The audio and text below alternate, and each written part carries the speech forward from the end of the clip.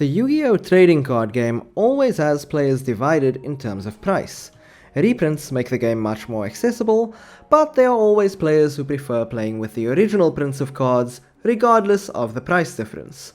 While there's a lot of fluctuation in prices based on new products, new ban lists, etc., usually the biggest price changes are based on meta calls.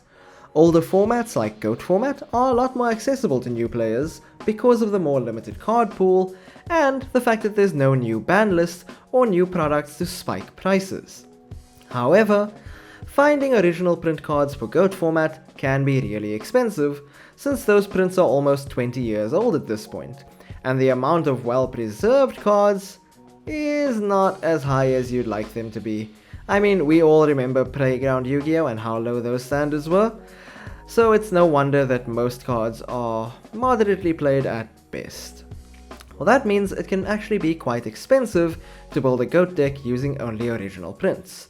Today, I wanted to see how expensive it would be to build a competitive GOAT format deck using only the original print runs, and then compare that to the lowest possible price for the same deck based on all the available reprints.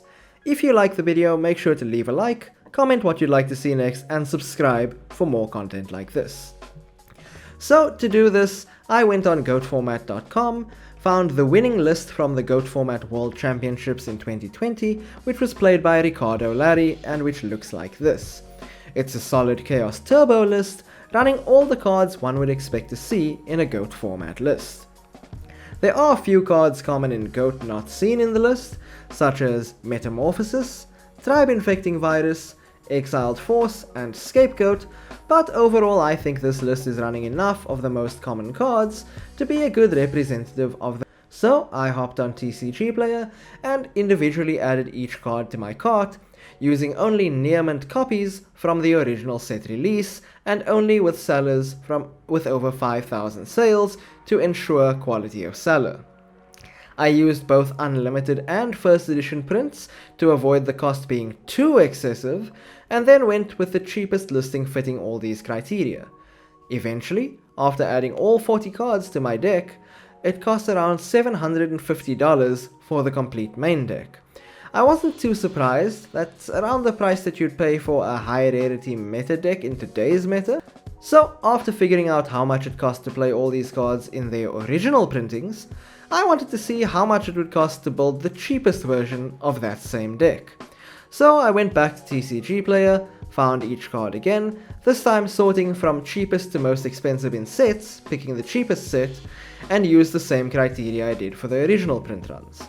Other than a few expensive cards such as Delinquent Duo, which was $20, and Trap Dust Shoot, which cost $7 each, the deck really wasn't expensive at all.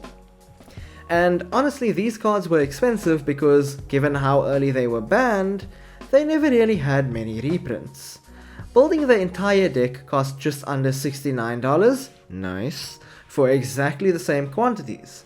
Reprints really do bring down the cost of playing older formats. However, on the other hand, if modern format meta starts to involve cards which are played in older formats which haven't had reprints, these cards can become a lot more expensive even for GOAT players.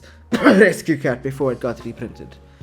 But overall, GOAT format is a really accessible format to play because of all the reprints.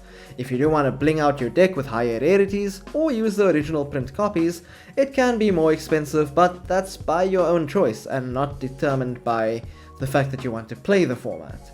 Being able to hop into GOAT format with a $70 deck and knowing that picking up other cards is typically not expensive is a really nice feeling, especially if you're used to playing meta where you're spending $300–400 to get complete meta decks, and usually that's without all the staples that you need. Even if you decide to switch up your deck in GOAT, the number of staple cards you play across decks is really high. You don't need to buy an entirely new deck. Usually you are taking 15 to 20 cards across decks with you. That's a really nice aspect of GOAT format as well, and I'm really enjoying the game. So if you do want to know the best and least expensive ways to get yourself a GOAT collection, even if you don't want to, check out all the singles buys, I am coming out with another video soon on the best new products Konami has released for GOAT format players, and I'm really excited for you all to see it. Stay tuned for more GOAT format news and deck lists, and don't forget to subscribe for more updates. Thanks everyone, see you next time.